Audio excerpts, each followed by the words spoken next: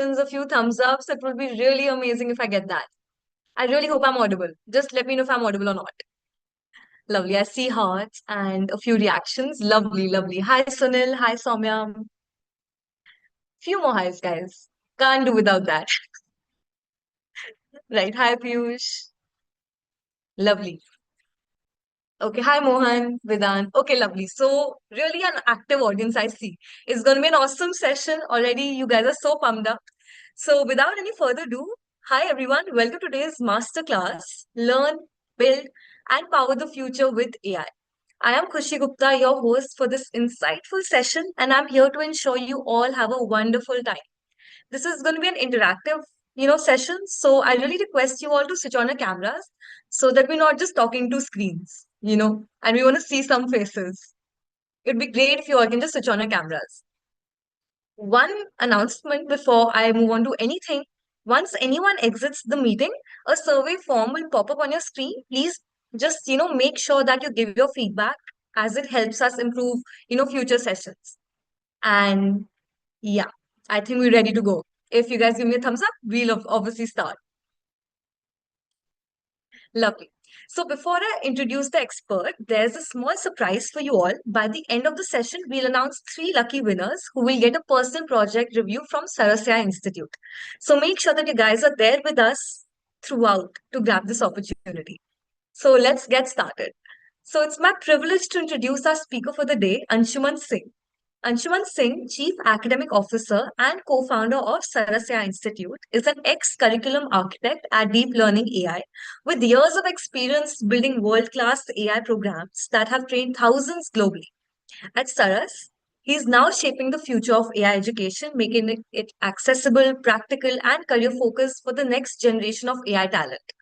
So let's give Anshuman a warm welcome. Anshuman, really, I hope you have a wonderful time interacting with the students that we have here with us today. And over to you, please. Great. Thank you. Thanks, Kushi. And hello and welcome to everybody who has joined. I know it's a lot of you are in India and it's Friday evening. So thanks for spending that Friday evening with us here. And I look forward to, please, as I, talk in this presentation, feel free to type in your responses in the chat. I would ask a few questions so that you don't fall asleep and you are with me here. So keep interacting via the chat as I talk about powers of AI. So let me share my screen and let's get started.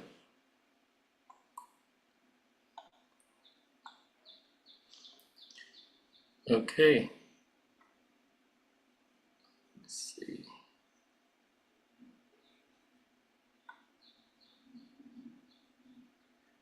Anshuman, your screen is visible. Yeah. Okay, perfect. So you can see the title is Powers of AI. I want to start with this slide and let's get started with the chat. I want you to kind of weigh in on what this thing means. The thing that you see on this slide right now, there's not so much of text. You can see what it is and what does it really mean. Anybody? You guys know what a power function is? Like if you take powers in math, like 2 to the power of 3, 2 to the power of 10. Right so now, all of them say artificial intelligence. Okay, yeah, so it's AI, I know that. But if you see AI to the power of AI to the power of AI and so on, it is it's kind of an infinite regress. And why is that so? AI, once I asked a student, what is power? What are the powers of AI? And this is what he wrote. And I asked him, what do you mean? And the response was very interesting. And it, it kind of, if you peel the layers of the word, of the phrase powers of AI, you will see that AI is an exponential technology. It's very different. So many technologies have come and gone. Some are still with us. And over the years, we get used to these technologies, but AI is different. It's a very different technology, and we like to call it an exponential technology. And it has that connection with math, where you take powers, like you take exponents, right? So it kind of, although the two words can be used in different contexts, but you see that connection here. And the reason we call it an exponential technology is AI can improve itself. It's the first technology humans have made which can improve itself. We have never made anything that could improve itself, never in the past. And that's what makes it so different. And that will change everything that we do, everything that we make, uh, and AI will have an impact on it. And it's going to have that impact very fast. And it will impact your career decisions, what you end up doing in your professional life. So that's why AI is different. AI is a very different technology because it can improve itself. Now if it improves itself, the improved version of AI can further improve itself, right? And so on and so forth. Again, you see that connection. That's why there's that connection with powers of AI here. So um, this is something very interesting about AI. Now, as we talk about AI, what do you think this slide is about? Well, I already said hi to you guys, so it's not that. What do you think this is?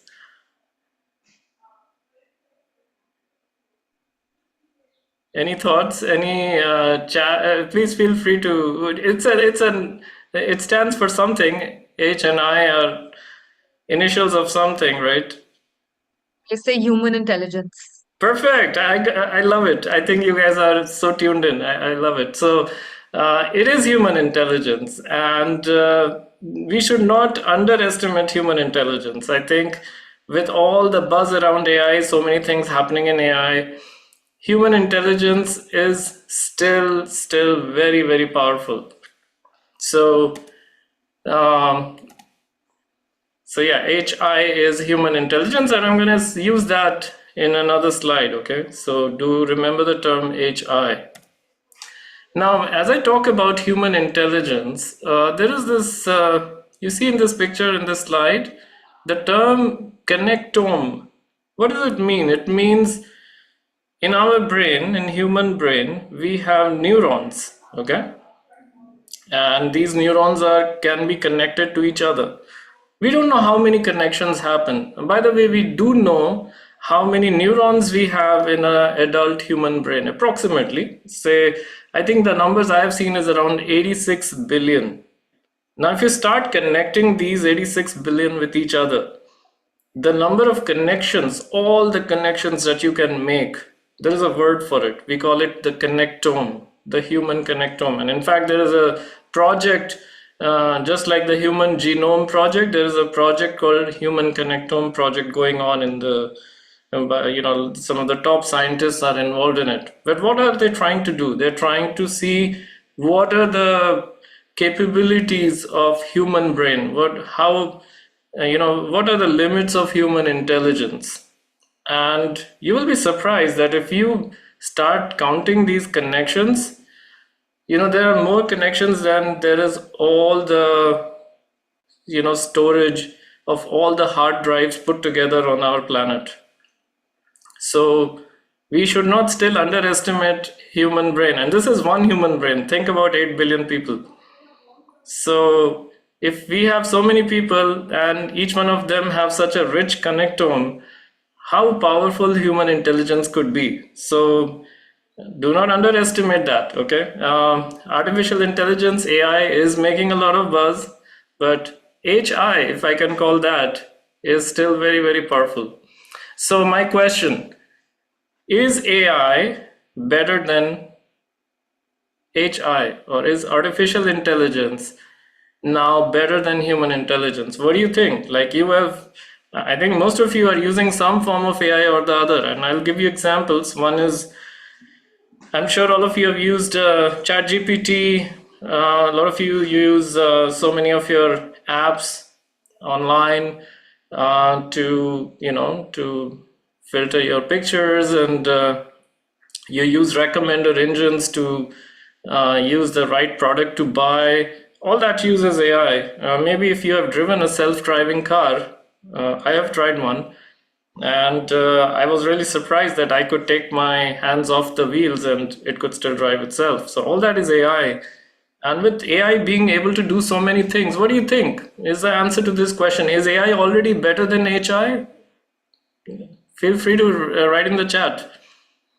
Where do you think we are currently when it comes to comparing the all of artificial intelligence that we know of and all of human intelligence that we know of? Any thoughts? Please type in the chat. Let's see.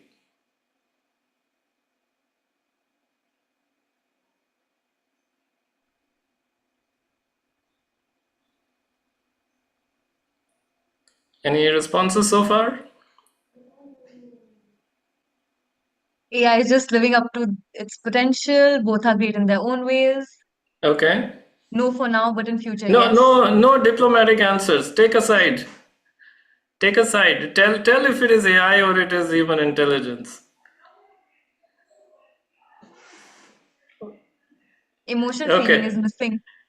Okay. All right. So that makes sense. Perfect. HI is far better. Okay. I like that. So there are a lot of people who are on the human camp. Okay, not on the machine camp. All right. It sounds good. Uh, well, okay. Here is what one of the top AI experts has said. He uses a term called singularity, and he says that it will come in the year 2029. How far is 2029? 4 years away. And he has been saying this not when AI became a buzz. He has been saying this for last 40 years. Okay, so there is something to it. So what does singularity mean? In fact, you might have heard of terms like artificial general intelligence, AGI, and then there is another term called artificial superintelligence or ASI. Now, who said this thing? The singularity will come in 2029. It's this guy. His name is Ray Kurzweil. He's a AI expert, one of the, and he has been around for a long time. Like, you know, when people, nobody was talking about AI, he was talking about AI. And he has been saying this for many, many years. And when ChatGPT came, a lot of people were just blown away. They were like, oh, I think we need to take this guy more seriously. And he's saying that, you know, with all the AI revolution that we are undergoing, in the year 2029, we will have artificial general intelligence. And by the year 2045, we will have artificial superintelligence or ASI. Now a question, okay, before I go further ahead. What do you think is the difference between AGI and ASI? What is artificial general intelligence? I mean, we already have AI. What is general intelligence? Any thoughts? Let's see. What do you think AGI is? And think about it. It's not ASI, but the two are very different. When AI gains a sense of being and existing and will to learn, that's AGI. The The will to concept of learn. general Okay. knowledge. Okay. Artificial It's general gen. intelligence is meant Okay. by sense of being. Okay. Well, if you think about it today, there are certain things that we humans can do that AI still cannot do. And you already wrote some of those, you know, like emotions, and they cannot make that connection. And then there are still some regular day-to-day things. Even today, if you ask a robot to climb stairs, it's not easy. It can fall, it can go out of balance. So there are still some very simple things that we humans do and machines still cannot do very well. Now, if at some point of time, which is what Ray Kurzweil is saying will happen in the year 2029, is machines, AI can do almost all things that humans do. Once that happens, that means we have reached artificial general intelligence. AI has now intelligence of doing everything that humans can do. Now, there is a difference between can do and do it really well. Okay. So, And that's where the artificial super intelligence or ASI comes. So there are certain things, there comes a time, and Ray Kurzweil says it's 2045, is that's when he predicts it might happen, is when AI will be better than humans in almost all activities, everything that humans do. So not just can do, but better than what humans can do. Okay. Right now, AI cannot do everything that humans can do. 2029, they can, but may not be better than humans. In some, they can be, but not in all. 2045, artificial superintelligence is when AI would be better than everything that humans do. So just remember these terms, AGI, ASI. You will hear this a lot. But since it's a master class, I do have to give you some concepts. Okay, so the idea behind AGI and ASI is what I just mentioned. Any comments? Any thoughts? Humans have to improve by leaving the course to AI than living up to their potential. Okay, These are the comments. cool. Well, I hope you're all with me so far.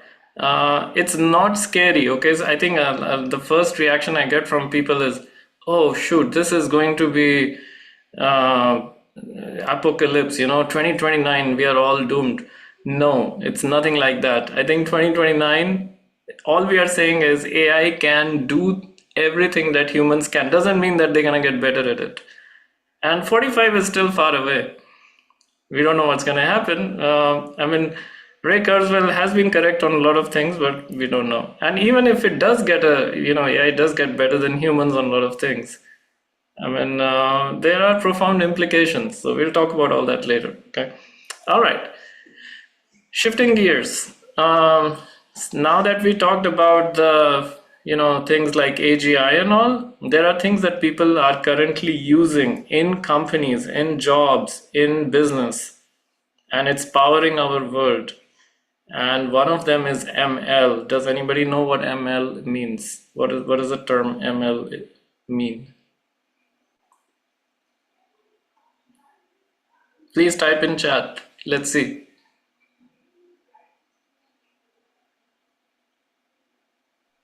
Machine It's not learning. a Everyone says oh, machine learning. perfect. Yeah. Great. Yes, so AI. Now the question is AI same as machine learning? Is it just a different name? A lot They of say no. people, it's not. Okay, all right, sounds good. Well, that is a correct answer, but what is the relationship? We'll take a look at it in a moment. Now, what is DL? Let's see. Has anybody heard of the term DL? I think you might have heard of the term deep learning. Some people just call it Yeah, in they're short. they're typing deep learning. All of them. Perfect. Okay, this one may be a little harder. RL. Anybody heard of that?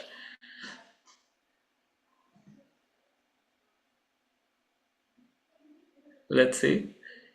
Reinforcement learning, Shefali Oh, says. you guys already know a lot. Perfect. Now, you know what? It's great that you guys know what deep learning and reinforcement learning is, but we're gonna see how do they relate with AI. What is the relationship with AI? Are they all the same? Is one a subset of the other? Are there overlaps?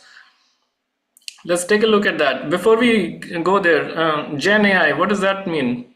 The term Gen AI. Generative AI. They are really on their toes. Oh, perfect. I love it. This is great. Yeah, yeah. So one time I heard the response, generation that uses AI. No, it's not that. It's generative AI. Great. Uh, okay, here is a relationship. Okay, if you ever think about all these terms, AI is the biggest bubble here. Okay, everything falls in the umbrella of AI. And all the other things that you saw, machine learning, deep learning, generative AI, reinforcement learning, they are all some kind of AI. Okay, and machine learning is a subset, it's a part of AI. And you can see there's another part which is reinforcement learning, which doesn't have a complete overlap with machine learning. There are some things we do in reinforcement learning which is different from machine learning. And it's kind of a stick and carrot kind of learning. So if you do well, I'm going to give you an award. If you don't do well, you will be probably, punished. So that's what we call reinforcement learning. Machine learning is pattern learning. You just look at data, find patterns, and you just keep doing it better and better using different ways. Now, if you now see deep learning is a bubble inside machine learning. So basically, you can say that deep learning is also machine learning, but a special type. Now, what makes it different? One kind of machine learning can be done using neural networks. They are a special type of models which simulate a human brain, okay? And the neural nets, if they're small, they're not big enough, they're not interesting. They don't do really anything interesting. But the moment you make them really large, if you put a really large neural network, then they're called deep neural networks. And when they learn, they are able to do some really interesting things. And that's what we call deep learning. The Face ID that you use on your smartphones, the thing that recognizes your face, it is deep learning. It is using deep learning. And there are many other applications. Now, if you see generative AI, which is the most recent one, it's a branch of AI that has become more popular in the last few years. And it is inside deep learning. So it's a special type of deep learning. And what is so special about it? Deep learning can do a lot of things. It can make predictions. It can help you make a decision, yes or no decision. It can do a lot of things. But if you ask deep learning to create something, to create new text or image or music, that was not so easy before. But with generative AI, it became possible. And again, it uses deep neural networks. They are a special type of AI models. And these models, they have a special architecture called the transformer architecture. And with that, they're able to generate a lot of content. The other part of deep learning, which is not generative, sometimes people call it discriminative AI. Okay, so, and now you see that bubble, the reinforcement learning bubble, you see it has overlap with almost everything. And it means that you can have that stick and carrot kind of learning everywhere. If you want to do machine learning, which has some reward if you are correct and a punishment if you're wrong, that kind of learning can be done whether you do machine learning, deep learning, or generative AI. ChatGPT, you guys have used that, right? It was trained using reinforcement learning. So it uses generative AI, but it also was trained using reinforcement learning. So, and all the models that you hear about these days, DeepSeek and so many others, they all use reinforcement learning. It's a different kind of AI. Okay, so that's the relationship. So from now, if you're thinking, well, how does deep learning relate with AI, or how does machine learning relate with deep learning, or generative AI, and all these AI learnings and AIs, how are they related? Well, here you go. This is how you connect them. This is how you see the relationship between all these different areas of AI. All right, everybody with me so far?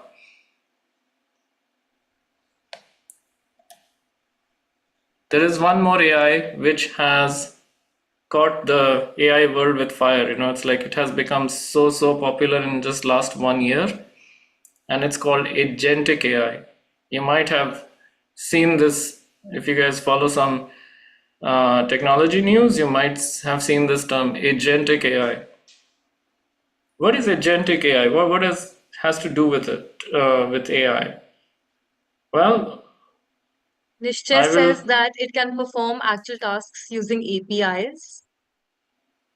Oh, I think there's some really smart people in the audience today. I love it. I think they almost got it right. So see, agentic AI. Anybody else? You see that plus here? The AI, all AI can do learning, thinking, reasoning, but agentic AI does one thing more, and that's what makes it agentic. And I think the previous response was almost correct. It was anybody else. What do you think it does in addition to learning, thinking, or reasoning that makes AI agentic? Deepak has written agents. Okay. So if say Mohan you have says an agent, say you got a travel agent, right? There was a time when people had travel agents, right? They what would they do? They would go. Imagine if a travel agent just gave you an itinerary. Well, I want to go from New York to London, and he just tells you, okay, you know what, you can take this flight and then go from here to there, and then and that guy just stops there. That guy is of no help. But it would be nice if that person actually went ahead and booked the tickets and made payments and got the tickets in your in your hands. I think that will be cool, and that's what agentic AI also does. Okay, so it takes actions. Agentic AI can take action. It's not like, okay, you give me an itinerary and it stops right there. It will go ahead and make the flight reservations, the hotel reservations, make payments.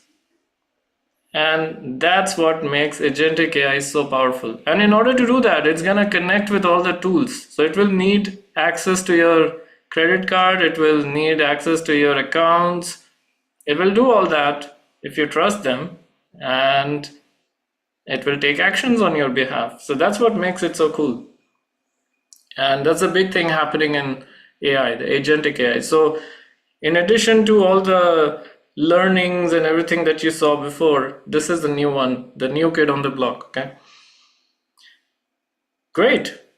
I think this is going good.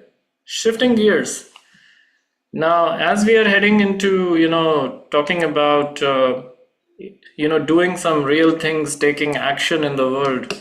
The people who make this all happen, all these cool technologies, they are engineers.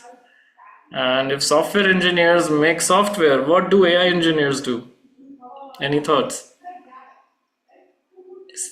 Civil engineers make buildings. Mechanical engineers make machines and engines. What do AI engineers make? Any thoughts? they make AI models, agents, architectures of models, Right? Perfect. prompts. I mean, I'll keep it simple. They make AI, right? They make all sorts of cool AI. Okay. And if you see what you see on the screen right now is an exact copy and paste from a job posting. And this is just from yesterday. There was this job posting by a startup company in Silicon Valley, and it pays really well. And the job posting was for the job of an AI engineer. And I can tell you the list was pretty. I just searched AI engineer, how many jobs are there? And it just kept going on and on. There were like thousands of those, I think. And I can tell you a lot of those jobs are going unfilled. Why? Because there are not enough people.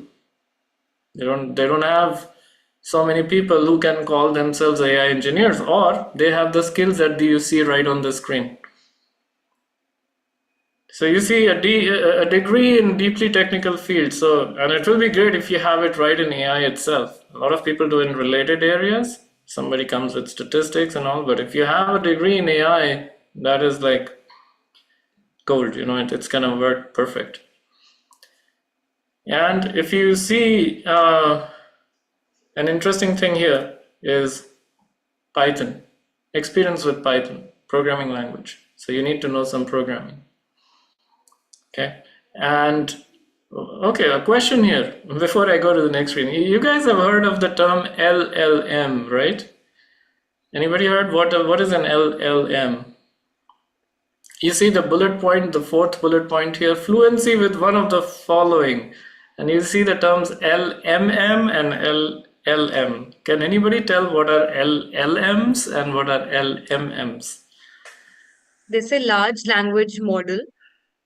That is correct. Perfect. And what is an example? Can anybody give an example of an LLM?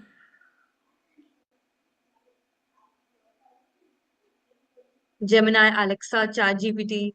Claude, Yeah, Gemini is DeepSeek. one, perfect. Yeah, all great. Okay, now let's take the harder one. LMM. What are those? Anybody heard of that? It's not new. I think they have been around and they're called large multimodal models, not large language models because language means text. But if you want to work with an AI model which understands not only text but also images, then that means it has two different modalities. It can work with text and it can work with images. That means it is a multimodal model. It's a kind of a tongue twister, but GPT-4o, as an example, is a LMM. Technically, it's an LMM. People still call it an LLM, but if you think about it, it understands images. It understands. You take a picture from a phone and give it, well, tell me what it is, and it will understand it. And it's an LMM. So just some terminology, some new emerging terminology that you will see, particularly in these job postings. All this stuff is what if you train to become an AI engineer, these are things you will learn. Uh, and a degree program in AI definitely makes sure that you learn all these things that you see on this slide. So AI engineer is one of the hottest job role in the market today. You know what was the hottest until now for last 25 years, which was the hottest or most in demand or the highest paying job on an average, like in terms of numbers? Can anybody say? Programming, CSC, software Yeah, engineering. perfect, exactly. Software engineer. Starting 1999 all the way till 2023, I would say a part of 2024. Software engineers were by numbers the most posted jobs and most hired people and also the highest paid people. Well, before that, do you know who were the most paid or the before software engineering became a thing? Electronics. I mean, it's a old time, but yeah, electronics engineers were the most in demand. The guys who would make all these nice fancy electronic equipments. But now, after 2024, things are changing. Why? Because a lot of things software engineers do, AI can do it. So the new most sought after job is that of an AI engineer. And it's going to continue that way for, I can easily say, for decades to come. So we are going through this time in which we are seeing this transition away from software engineering to AI engineering. Well, there are jobs which have related names, and one of them is an ML engineer, which is a machine learning engineer. And this is again an exact copy and paste from a real job posting. This was from, I think, Glassdoor. A company in Silicon Valley had posted, I think of some major company, I'm forgetting the name, but it was just from yesterday. And you see what they are asking if you want to be an ML engineer. What is the focus here versus an AI engineer? Can anybody pinpoint something? I mean, there are a lot of things here, but let me help you here. The most important part is deployment. You can keep making models, but if you can't deploy it so that people can use it, then the model is of no use. So the job of an ML engineer, and still these people are in great demand, they are the folks who deploy the models so that you can use it. It is available on a website, and if millions of people visit the website, it doesn't crash. Everybody can still use the model. I'll give you an example. YouTube recommender system. How many people use YouTube on an average every day? Billions of people. And the recommender that recommends all the videos on the side, it's an AI model and it doesn't crash. So many of us use it all the time and it works so wonderfully. Who makes that happen? ML engineer. They are the guys who deploy it, they scale it, they make sure that if so many people use it, it doesn't crash. They create pipelines, they do automation, optimization, all the things that you see in this job posting. There's a new one, a new kid on the block. Okay, this is a job which is called a generative AI engineer. Okay, these are the guys who are specifically focused on the large language models and the things related to it. So, an interesting thing about these jobs is these are done in the cloud. They require cloud expertise. Why? Because imagine if you were trying to install Chat GPT, the entire model on your own computer. Can you do that? Yes or no? Let's see. They say yes. Okay, how many others And think? Simran says no. Vishnu says Yeah. no. But a lot of yeses too. Marissa says Okay, so no. this is a mix. Okay, gotcha. I think this is something where I got you split. Okay. The thing with large language models is you cannot install them locally on your computer. Why? Because you would need a computer with a very high RAM and a very large storage. And your computer will cost you as much as a supercomputer, like maybe $20,000. So imagine paying that much to install these things and make them work. So that's why, where do you do all these things? These things are done in the cloud. Okay, so knowing cloud is very important if you want to be a generative AI engineer, because you deploy all these models in the cloud, because there are no constraints. You can have a very large model. If it needs a lot of RAM, it needs a lot of storage, all that is easily available. See, it's very interesting, at least in this particular job. You see, there is another thing listed here, voice related systems. And I'm mentioning this because I teach this course with the same title as the title of this presentation, called Powers of AI. And students do a project where they actually create a voice cloning system. They actually create a clone of their voice. And once the model is created and you give it text, and it will say it in your voice. So these are the things that you would have already learned if you take a course like Powers of AI. So this is something you would have already built as a project in the course. So generative AI engineer, another important one. I think this is going to be another very in-demand career option for people. Okay, I think this is something I already told earlier in one of the job postings. What do you think is the AI's favorite programming language? Python. That's Okay. everyone's answer. Oh, okay. This was a cakewalk. Okay, cool. That is Python, and let me tell you why. Okay, why is Python favorite? I mean, there are other languages, JavaScript. There is Java. There is C++, and Rust, Go, Scala. So many languages are around. But why Python? The nice thing about Python is the libraries, the APIs. If you want to write code in Python, you don't have to start from scratch. You can use a library that has been developed by somebody else, and that reduces the time to code and makes coding less cumbersome. So Python is definitely the favorite programming language when it comes to AI. And the reason, so many libraries available. When you use those libraries, you use what is called an API, okay, application programming interface.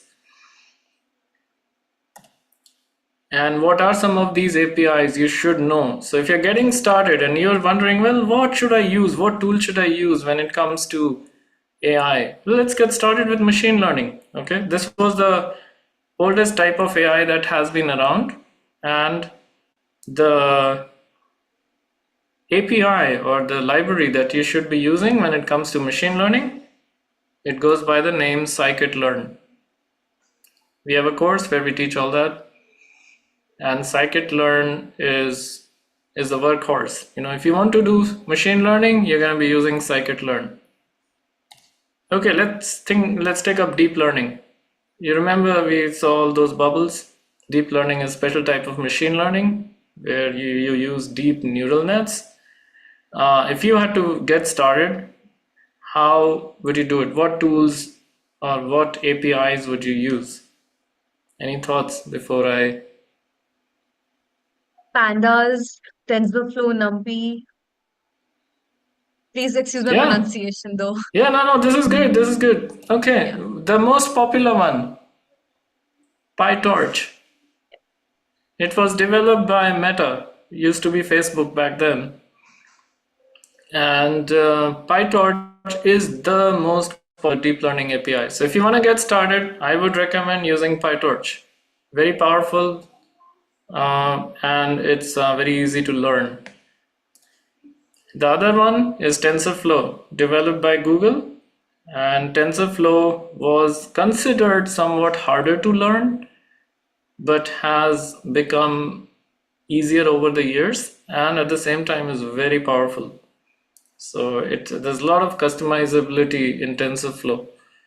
Um, so yeah, if you and it's a personal choice or also depends on where you work and what you want to develop. But both these options are equally robust. But if you want to get started and if you want to pick between the two, I would recommend PyTorch. It's relatively easier to learn. Okay, generative AI.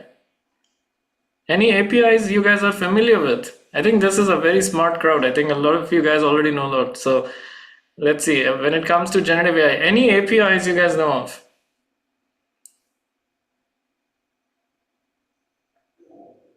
Gemini, Git, ChatGPT, Midjourney, Okay, OpenAI. I think here, yeah, I think some of the things are I'm hearing some of those. I would say if you want to get started, consider this. Hugging Face. It doesn't sound like name of an API. Kind of sounds like a stuffed toy company, but it is a technology company that makes available all the models on their website, and it provides a very cool, very powerful API. Another one, LangChain. Nothing to do with birds here, but it's just their logo. And it's very powerful for chaining together the inputs and outputs from various large language models. And you can make a very powerful application with LangChain. Very popular these days. And if you are getting started into generative AI, these two are worth exploring. And obviously, OpenAI being the leader, they are the guys who got it all started. Their API, OpenAI's API, is definitely worth looking into. Very easy to use, very powerful, and still the market leader. So, but that's one company. You are limited to only OpenAI's models. But if you're using Hugging Face and LangChain, you can use any model from any company. Okay. All right, I'm now close to final thoughts. I'm just closing this presentation, and I want to mention a couple things. One is why AI is such a big deal. Well, if you're wondering, is it just a hype? People are just making a big deal for no reason? No.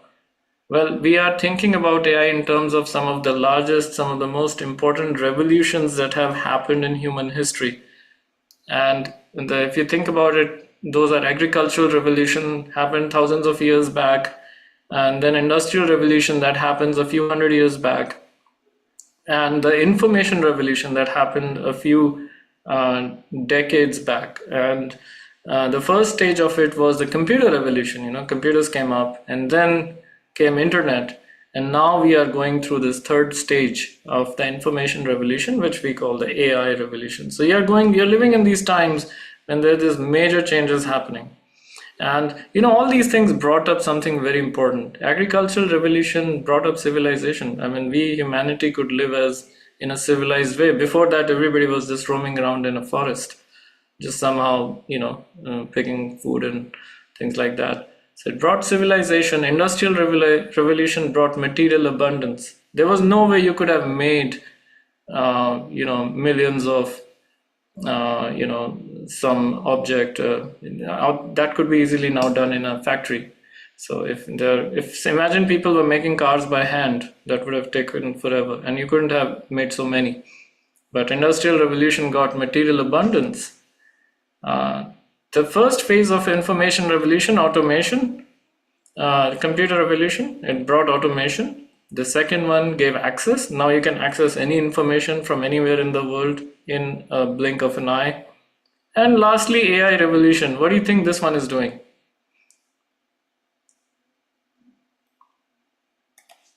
Well, this is creating knowledge.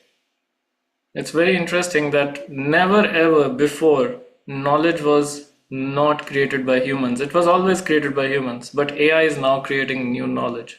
And this is revolutionary. This is just changing the world big time. So that's the reason AI is such a big deal. It's along the things that you see, all these things are some of the most important events happened in human history. And very quickly, I want to mention that this revolution is powered by data. Just like industrial revolution was powered by coal and oil.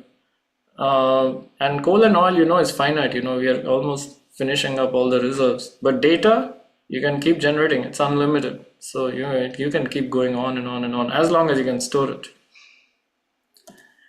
And lastly, I want to end on a note on ethics.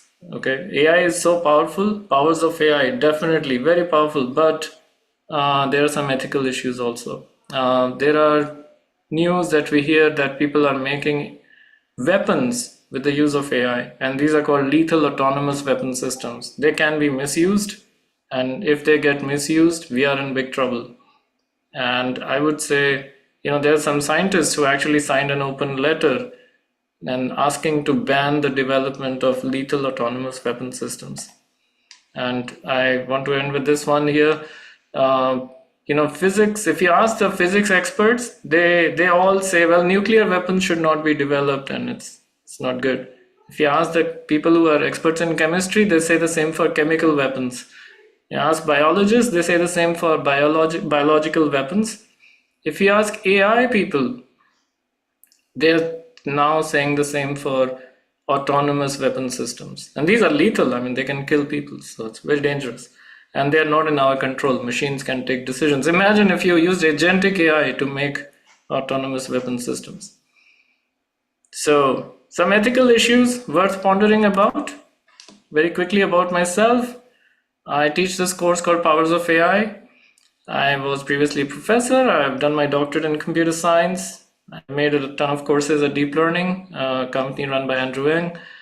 And I've also worked on numerous AI research projects funded by US Department of Defense. Interestingly, I'm also a certified ethical hacker, and the ethical part is very important here. I just don't hack for fun, it's for ethical reasons. All right, if you want to learn more, here is some information about Powers of AI. Go to sarasai.org, and I think Soumya can tell you more about that. Thanks for staying with me. Sorry, I think I took a little longer than we planned, but I just couldn't resist hearing your responses on the chat. But thanks a lot, and I'll be happy to take any questions after Soumya tells you more about Powers of AI course. Thank you. Back to you, Kushi. Thank you so much, Anshuman. It's always such a pleasure to hear one of your master classes. So, of course, the field of AI is ever growing, and every day there'll be something new, that's for sure. So, guys, now I'd like to invite Soumya, senior data scientist and chief AI officer at Saras, to share how Saras is evolutionizing AI education. So, Soumya, over to you, please. Sure. Thank you, Kushi. Thank you so much. Are you guys able to hear me? Yes, Soumya, you're audible. Right. Thank you, Anshuman, for such an amazing session. And I love to see how the energy of the attendees are. It's like everybody was responding so much. I just wouldn't take a lot of time. Quickly, couple of minutes. So as you can see through the graph, traditional IT jobs are declining. All these companies, all the tech companies are working on models or agents that could help them for coding and for other software engineering purposes. So all the traditional IT jobs or tech jobs seem to be declining, but what is not declining are AI jobs. So according to a recent report by LinkedIn, Ninety-seven million new AI related jobs are to be expected by 2025, and AI ML engineer will be the fastest growing role that is expected to be there. And these roles, as Anshuman just mentioned, these roles kind of pay a lot based on different location and where you are based. For AI ML engineer, the salary for entry level ranges from like 100K to 120K. Generative AI engineer, 115 to 130K. For data scientist, 96 to 120K. So pretty good salaries, and based on your location, these are the average entry level salaries that these roles offer. So next, I would just talk about a brief about Saras. So Saras AI Institute is world's first AI exclusive, US based and 100% online higher education. We are based in United States. Why Saras? Three major reasons. We are career focused. So we have a role-based curriculum, and our curriculum is taught by best industry experts from different tech companies, and we are human centered. So we provide one-on-one success coaching, personalized support, and a community that helps you grow and that helps you learn, and from learning till landing a job. We are radically affordable, like for the powers of AI certificate that we just saw about. It's just for $99. So it's a risk-free, no questions asked if you do not want to continue. So it's a risk-free, it's radically affordable. And Powers of AI is our foundation for AI learning. So it's 100% online, 8 weeks course, $99. Our next batch starts 26 May. Everybody can scan the code and read more information about this. But a few things that I want to highlight, although Anshuman had highlighted a lot of details, but a few things that I just want to quickly highlight. No coding or advanced math is required. You can work on a lot of real projects that you could showcase on your GitHub and on your portfolio. You get live instructor support. It's just for $99 with a 4-week money back guarantee. So this is I think the best program to get yourself started, to kickstart your career in AI. Yeah. Thank you so much. Thank you so much, Soumya. So, guys, as you can see that there's a QR code right now on the presentation. You guys can click the link, and also you guys can scan the QR. And we've shared a link in the comment section, so you can click on that also. If you have any questions about Saras programs or enrollment, guys, please feel free to reach out. We're here to help. You can even put your questions in the comment section, and we'd be happy to answer them. Also, one last thing, you can either book your slot on the link given in the chat or even dial up the number in the chat box that we're going to put now.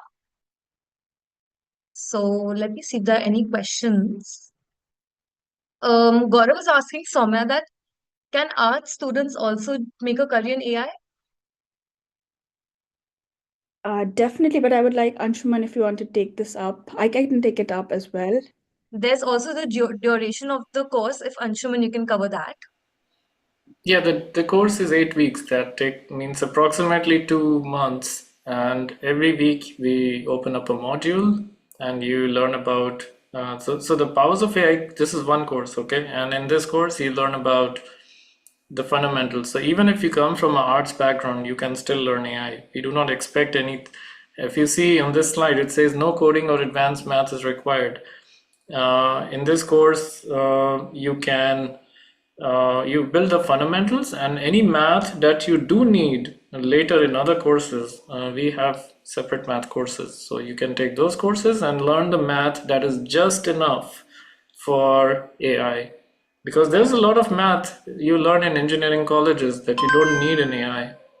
So we just pick those part of mathematics which you need in AI, and we call it mathematics for AI. And there's another one we call probability and statistics for AI. So those are the only things you need. So yes, anybody with any background is welcome to take this course as long as you are interested about technology. So we love people who are artistic and love arts, but if they also have this bent or an affinity towards technology, why not? I mean, we want people from arts background in this area. It will be great to have a mix of everybody. Shashank, it's an online course. And also, Anshuman, can you please answer what may be the timings of the course since people have their internships and jobs? So this course begins in May end, the last week of May. That's our next cohort. So approximately a month from now, it will begin. And you can enroll during this time, and we can share some information about the syllabus and everything. A lot of that information is on our website also. So you just, I think that QR code takes you there.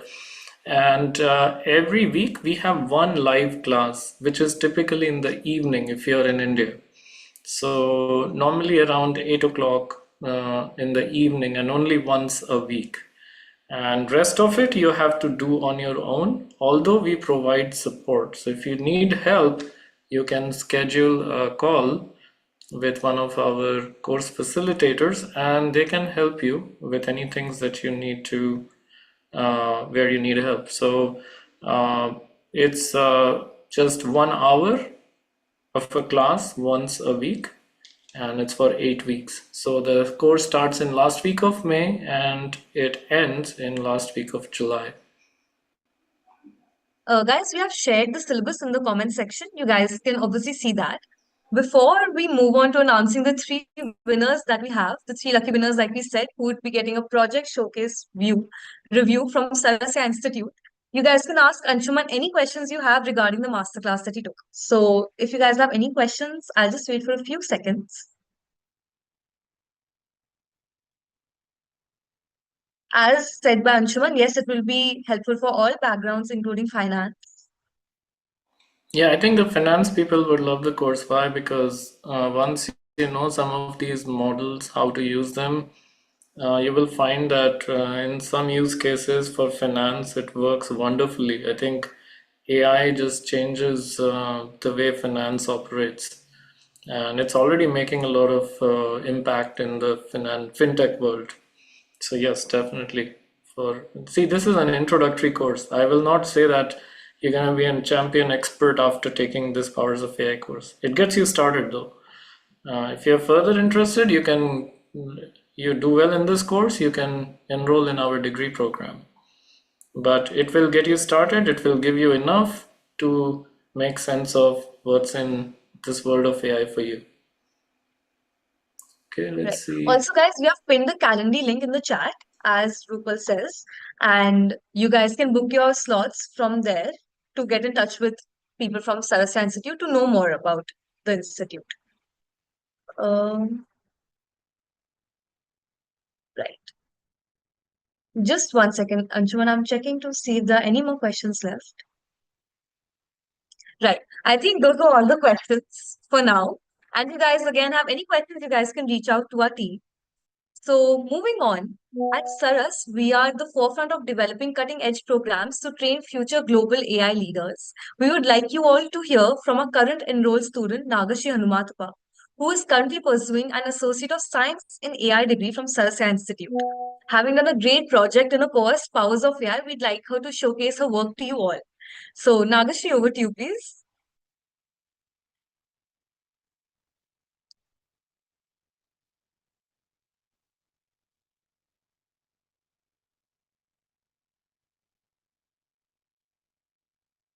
Um, is Nagashi there? I hope she's being able to switch on her.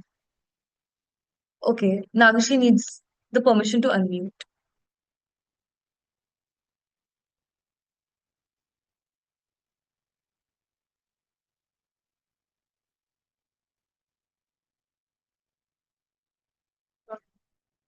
Soumya, are you there? Just a second, please. I'm so sorry, guys, for this error. Just a second. Hi, Kushi. It works fine now. Thank you so much. Yes. Let me share my Yes. screen. Yes. So good morning, everyone. My name is Nagashri, and I'm an associate student at Saras, and I'm really excited to share a project I worked on as part of the Powers AI course in semester one. It's a personal AI assistant that runs entirely offline, straight from my laptop.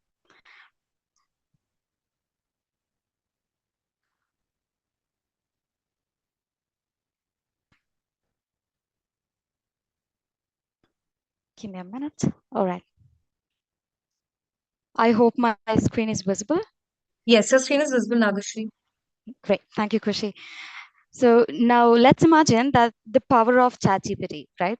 Without the internet, no cloud servers, and no data ever leaving your device. So it sounds pretty powerful, right? So that's exactly what we've done using an open source model called Llama 2 and running it locally with a tool named Olama. So let me just ask a question here. Say, for example, what is AI? And while this answers, let me get through my journey. So this journey began with the assignment. So our task was to explore the capabilities of AI models in real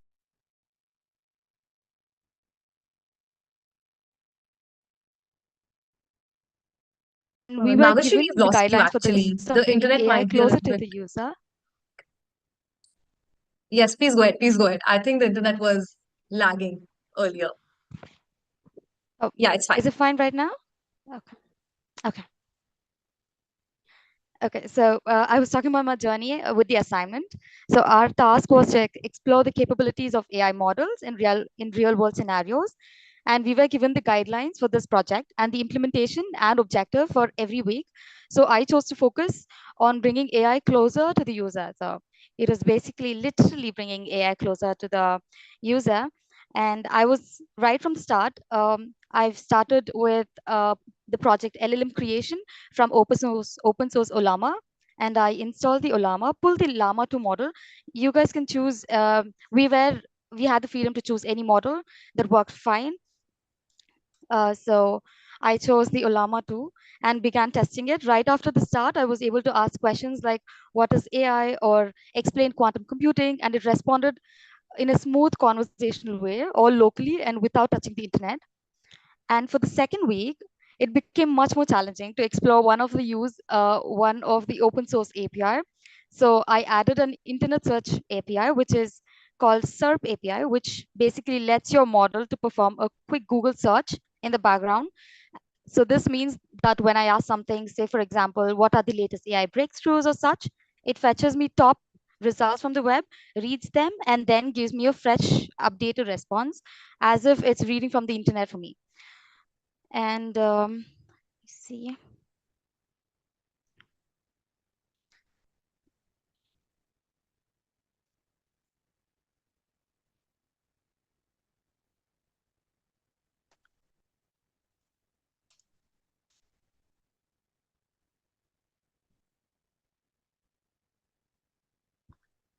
while that's still loading, I'm so sorry for that. So we also implemented RAG, and that was called as retrieval augmented generation. So what this means is that the model, let me just show you a previous generation. So for example, I've asked, what is Gen AI? And then it gives me the answer. Gen AI is a term that refers to the application of artificial intelligence techniques to the field of genetics, genomics, and all of that. So you can ask even for a summary or anything as such. So we also implemented it with RAG. So with RAG, what this means is that the model can now search through its own custom memory. So for example, for instance, if I feed it India won the 2025 Cricket World Cup and later ask who won the 2025 World Cup, it's going to pull the answer from its stored knowledge, not just by matching words, but let's say by truly understanding the context. And I use tools like FAISS, which stores data as semantic vectors, allowing meaningful retrieval instead of plain keyword search. So what this in actual does is that, as you can see, I've just given what is AI, and then it gives me a brief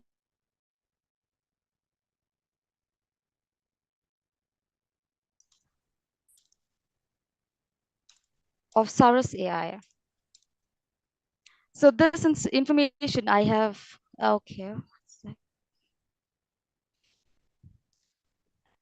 Okay, so this information has been stored locally in my system using RAG, and it's gonna get the information from there. So this is a demo where it fetches real-time answers.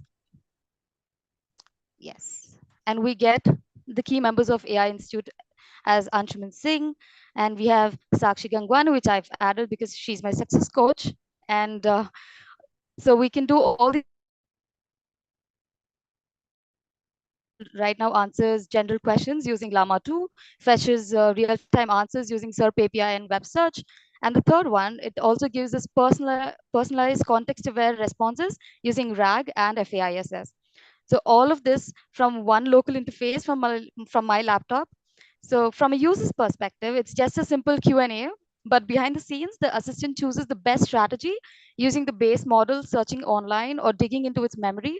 So it's basically fast, it's also private and incredibly useful. And what I find most exciting is how relevant this is to the real world applications. So for example, let's say whether it's secure corporate environments or offline classrooms or research teams working with sensitive data, AI like this running locally can be the future. And through this assignment, I didn't just learn how AI works. I basically learned how to make it work for us.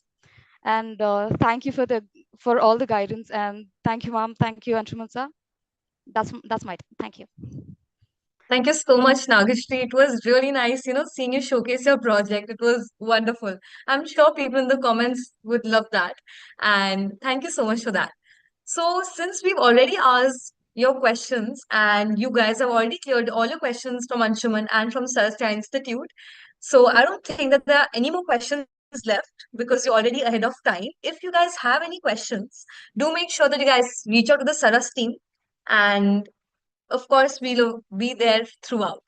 So I really hope that you guys have an awesome session. Now is the time that you all have been waiting for. Like we said in the beginning, that we'll be announcing three lucky winners in this session, and they'll be getting a personal AI project review from Saras AI Institute.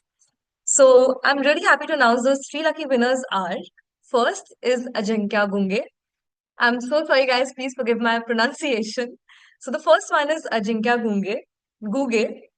The second one is Namneet Tung, Tung. Please do forgive me for my pronunciation. And the third one is Reed D. So I hope you three are here. If you guys are here, do give me a thumbs up. And our Saras team will shortly reach out to you guys and get in touch. Also, guys, we have another winner with us. This person has been giving out correct answers and has been quite active in the comment section too. So that person has been Nishchay. So one bonus award obviously goes to Nishchay. So you four, the Saras team will shortly reach out to you guys, and of course you can get in touch. So thank you so much, Anshuman. Thank you again for this session. And guys, everyone, thank you for your presence here. It has really been an insightful session, of course, for all of us, Anshuman, and we'll obviously see you again. You guys can contact Sarasya Institute using any of these like email, phone numbers also. We'll be there. We'll be reachable throughout. And you guys can even see that we've dropped our contact number in the chat box. So you guys can contact us from there too. So we'll see you guys soon. And if you guys enroll in the course, then we'll see you obviously in a few days. So thank you so much, everyone. Have a wonderful evening. Have a great day. Thank you.